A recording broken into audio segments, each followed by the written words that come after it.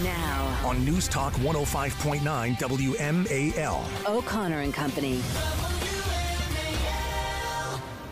And welcome to Wednesday. It is 6:07 on News Talk 105.9 WMAL, making sense of the news. Good morning. It's Michael Pelka in for Larry on O'Connor and Company. Julie Gunlock alongside me. A busy hour coming up. Cal Thomas about 30 minutes away from right now. And we'll get into it with Cal. It's always a pleasure. We made mention of a couple of topics coming up this hour, one of them being ethics, which there always seems to be an ethics deficit in this town. Is that unfair? Is that wrong for me to say? There's a reason it's called the swamp. We are ethically challenged here in D.C. on a regular basis. And I think it's something we'd all like to see. You know, people are always saying, how come we can't get the confidence of the people? Why doesn't Congress have the support? I'll tell you why. It's because we have an ethics deficit, a severe ethics deficit. And while the left has been chasing Clarence Thomas for some time now, trying to smear a great man, it didn't occur to them that if you start investigating Supreme Court justices, that all of them are going to come under the microscope. And it has happened. Yeah. I have to ask you, to completely ADD moment. Julie, are you taking incoming fire this morning? A little bit. We have construction going on in the studios. And if you hear something weird, that is just a little bit of construction going on. I thought maybe you had the mixer going and you were baking us all muffins this morning. I or something. Just don't go all Lawrence O'Donnell on us. That's all I can tell you. What was it that he said? Stop the hammering. Stop the hammering, for the love of God. Short Fuse Larry, as he's known, I guess, in the break room at MSNBC. I have a little bit more composure. Well, it's okay. We're trying to make improvements. But back to the story, which is kind of amazing. As I said, the left went after Clarence Thomas and continued to do so. And now we learn that Supreme Court Justice Sonia Sotomayor sounds like she paid attention when she grew up in the Bronx. Yeah. You know, maybe she learned something on the streets of the Bronx. Because when some place wants her to come speak, and who wouldn't want a Supreme Court justice to speak? There were staffers and maybe even the justice herself, we don't have that confirmation yet, who encouraged the organizations, you know, maybe it would be more in your favor if there were some significant purchases of Justice Sotomayor's book. I'm not saying it's a guarantee, but it couldn't hurt, could it? Yeah. This is so dirty, and it just reeks of just sort of it's yucky. It's just the idea that her staff is out there saying, "Oh, she'll speak. Wouldn't it be nice if you could buy my book?" I just find it just revolting. You know, I'm not saying there's a direct correlation to it, but 1,000 books equals 10 minutes. 2,000 books equals 20 minutes. It is pay for play. I grew up in the music radio business, and this sounds like payola. Yeah. If you ask me, if radio stations used to, allegedly accept gifts in order to get airplay for certain records. Yeah. Yeah. And this this sort of came to light because the AP did a bunch of FOIA requests and found records of this actually happening. I'm reading from this Washington Times piece here. It says the resulting tens of thousands of pages of documents offer a rare look into Sotomayor doing things beyond her official duties. So it's earned her $3.7 million. These books have earned her $3.7 million since she joined the court in 2009. And you wonder, this is all from sales, but you wonder how many of those sales were bulk sales from these institutions that she's gone to speak at. That is, and then where did they go? Where do all Right. those books go? Are they Straight now into the garbage. Are they kindling? Well, they better go into the recycling bin. Right, That's all I'm yeah. going to say. They were paper, so they should have gone there. This is not a new occurrence. This is not a new thing to try and hide payment in return for speaking engagements. There are many, many stories floating around the swamp about the Clintons and how this was done. And it used to be that it wasn't buying books, but it was even more direct with the payment. And I'm using air quotes with my fingers, as Chris Plant likes to say. It was often merchandise like, for example, a watch, a really nice watch that suddenly ended up on the wrist of the visiting dignitary like Bill or Hillary Clinton. And watches can be very expensive, in the tens of thousands of dollars. So it's real easy to dance around it. I just hope that if you're going to do this, Congress, if you're going to go after the Supreme Court and try and set up ethics, that you will also include yourselves in this idea. Maybe, I don't know, maybe just add some kind of similar ethics provisions and investigations for yourselves. Well, what I find interesting is she wrote a memoir called My Beloved World, but she's also written a series of children's books, and that's it. It's children's books and a memoir. It's not as though she's written sort of scholarly works on how the law works or her view of the Constitution or, an analysis of her rulings. These are very personal. And again, there's the memoir, but there's also these are little kid books. Like we're talking toddler books. So it's just strange to think of these bulk purchases from these institutions. I think you asked it earlier, where do they go? You're certainly not going to hand these out to, to scholars. They're on a plane with all the losing Super Bowl team T-shirts that go over to children halfway around the world and are donated. Yeah, this is not unusual, lest we think it is. It's recent, as a matter of fact, in the region. The former Baltimore mayor, Catherine Pugh, had to plead guilty to corruption charges after she was caught using a fraudulent children's book business to enrich herself in her political career. So maybe Sotomayor learned something from the former Baltimore mayor. It could be, or maybe this is just from a playbook of how to get rich in politics without anybody noticing.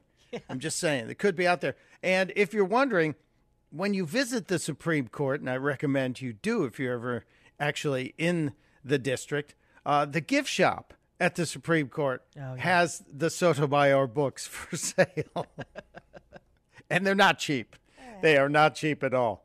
We'll see if anything comes of this. Mark Levin, weeknights from 6 till 9. On News Talk 105.9 WMAL. Making sense of the news.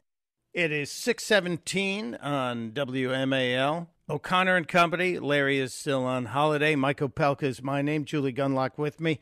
Busy day ahead of us. In just a few minutes, Cal Thomas will be joining us. And then in under an hour, we're going to ask questions.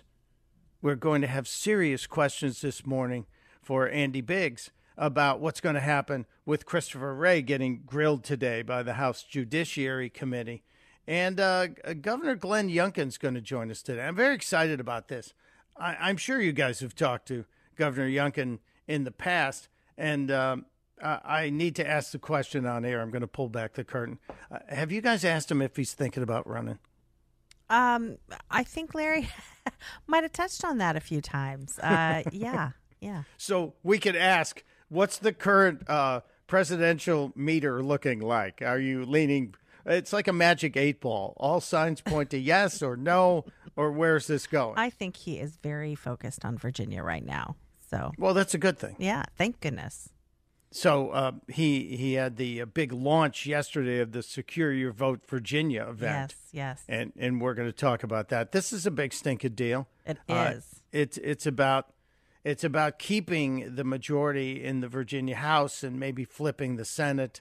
And And maybe... boy, do we need it. There are just, yeah. Well, I thought there was momentum. It felt like there was momentum after the election of 2020. Did it not? It seemed like, wow, this is going the right direction. And then there's a lot of fight left in the Democrats. This is not a group that gives up easily. No, it's not. And I think the last years of the Northam administration were insane. What the Northam administration did to the Virginia Department of Education and all the things that we are fighting now with, anybody being able to walk into any bathroom, women's spaces being totally invaded by men who identify as women, the porn in the school libraries, the gender ideology that's being taught in schools, the secrets being kept from parents, the idea that in the Virginia Department of Education, where thinks that it's okay to call social services if you don't immediately agree to your child's deciding to be transgender and modify their bodies and get on puberty block. I mean, this all happened in the last year of the North administration, and we have been fighting it ever since. And Governor Glenn Youngkin is clearly a supporter of parents and a warrior for parents to regain the control that we always had before. So he has been a real champion for parents, but this is why this is so important. This Secure Your Vote Virginia is a great new initiative that will help parents in the long run. So I'm really, can you tell? I'm really excited. I can tell you're a little hopped up on this one. This is good. But see, this is good because the off-year election is also one of those predictors that a lot of states around the country are looking at and saying, well, look what happened in Virginia. What went right? What went wrong ahead of the 2024 elections? So it's a good idea to pay attention to off-cycle elections, as they're called, because they are an indicator of where momentum is and where it's going. Yeah. And so we will also ask the question that Larry probably asks every time he talks to Governor Youngkin about whether 2024. Larry spends a lot of time talking about being the ambassador for Virginia wine country. So just FYI, we can get on to other issues. Well, I wonder if should Larry should Larry ever have to step aside as wine ambassador? I would like to nominate myself. Hey now, there's a long line. Okay, you can get in the back of the line. Damn. Oh, I've driven through the beautiful wine country outside of the Plains. Oh yeah, Virginia. It's just a beautiful area there. We're very lucky. Yeah, you are very lucky, and I'm stuck in Delaware where we have Joe Jams, which is not fun.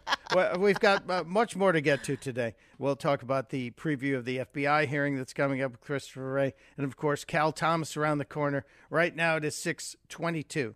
O'Connor and Company, Opelka in for O'Connor, Julie Gunlock by my side, and coming up in just about a half an hour, Andy Biggs is going to join us to talk about what's going to happen in the grilling of Christopher Wray. And just around the corner, really, literally just around the corner, Cal Thomas joins us next on WMAL. WMAL-FM, Woodbridge, Washington, a Cumulus media station. Making sense of the news. News Talk 105.9. News now. On News Talk 105.9 WMAL. O'Connor and Company. Welcome to Wednesday. It's 6:37 right here on News Talk 105.9 WMAL, making sense of the news. Mike Opelka in for Larry O'Connor. Julie Gunlock here as well. I am so happy she's here, but I'm even happier that we get to spend some quality time with the syndicated columnist Cal Thomas, but I understand we may have dropped his call. Did that happen? We're calling him back right now. Cal's going to join us here any moment now. I wonder where we always play like the "Where's Cal Thomas?" Like where is he? Yeah, where's he calling from? Where in the world is Cal Thomas calling from? Yeah, and in about a half an hour, Andy Biggs will be joining us as well to discuss what's going to go on when Christopher Wray sits in the hot seat. Here's what I know is going to happen. The men and women of the FBI are good and hard, and he's just going to dodge. But we're not going to dodge because Cal Thomas is back. Yeah. Welcome, Cal. Glad you're here. Well, thank you, Mike and Julie. Nice to talk to you. Well, I know you've got a good book, a great new book out, on A Watchman in the Night, and we're going to get to that. But I am dying to hear your take on the NATO trip, on our president's bouncing around England and then off to Vilnius and this NATO trip. Well, of course, Zelensky is very upset that Sweden is getting into NATO before him. But in the NATO charter, there is a prohibition of admitting anyone who is in war, who is in a state of war. So I don't know what Zelensky's complaint is. I mean, it's right there in the charter. You can read it. As for the president, he skipped a dinner with all the leaders last night. His staff explaining that he had a very, very busy day with a major speech today and many events. But everybody else is showing up, and I think this just contributes, along with his tottering with King Charles III and grabbing him apparently to steady himself, to the public's view that he is not all there, and can he survive a second term if he's reelected? Cal, I'd love to ask your opinion. You touched on that, Ukraine and NATO. What are your feelings about the possibility of NATO being accepted into, or I'm sorry, Ukraine accepted into NATO? Is that something you think that's a good idea for NATO? I mean, well, post-war, right. Of course. Yeah, well, here's the thing, and I don't think Europe has done enough. The European nations have done far too little to support Ukraine.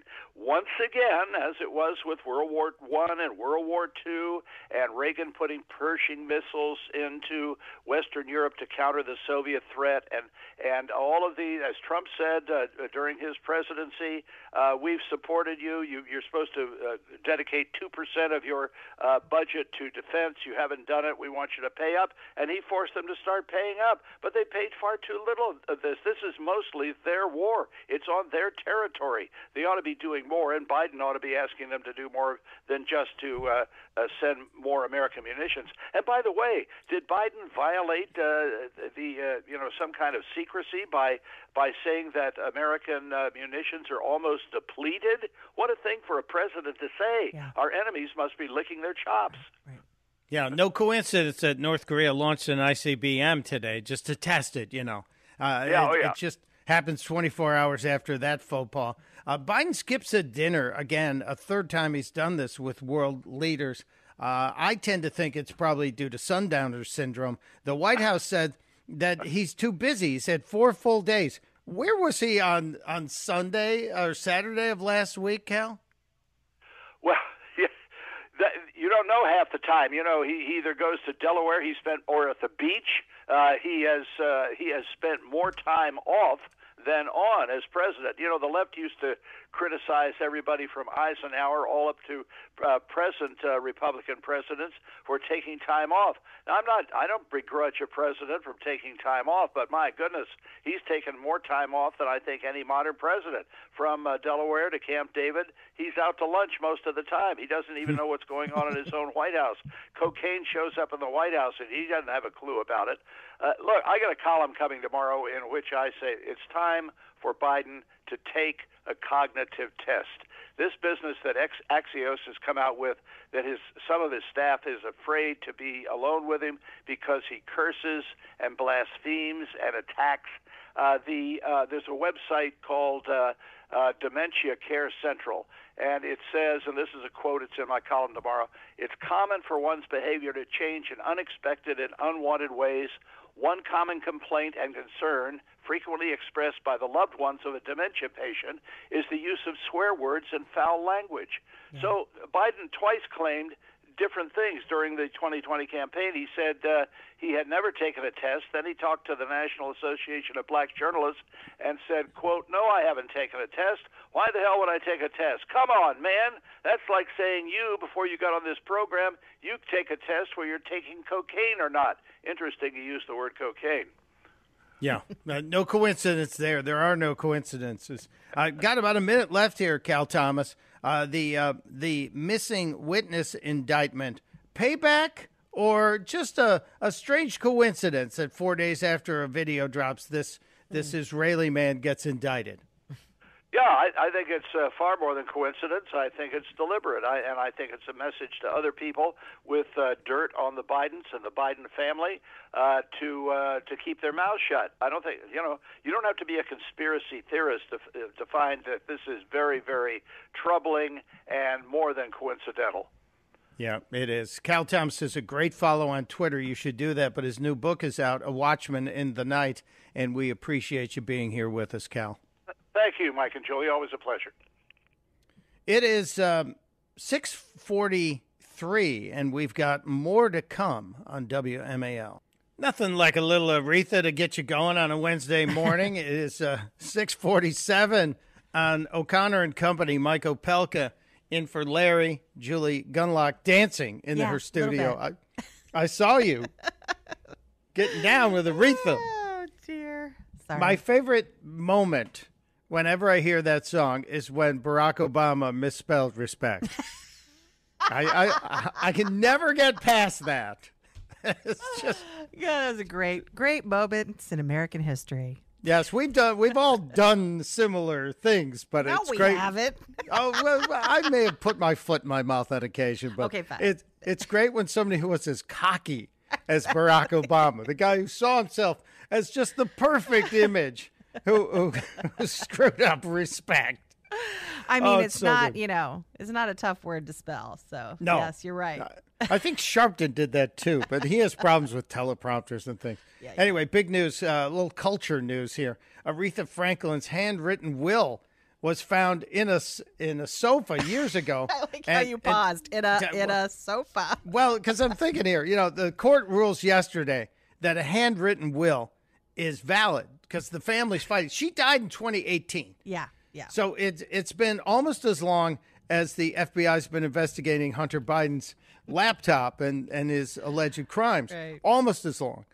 And tragically, we lost Aretha from pancreatic cancer back then. But there's been arguments over the will and who's going to get her estate. I'm wondering, is there a mention of just how big this estate could be? It wasn't big. Gosh, now I can't remember the amount, but I was actually, let's see if I can find it. It wasn't as much as I would have thought. It was, oh gosh, I wish I could remember. But my initial reaction was, that's weird. I would have thought she had a lot more. Well, unless you own your publishing, unless you wrote the songs.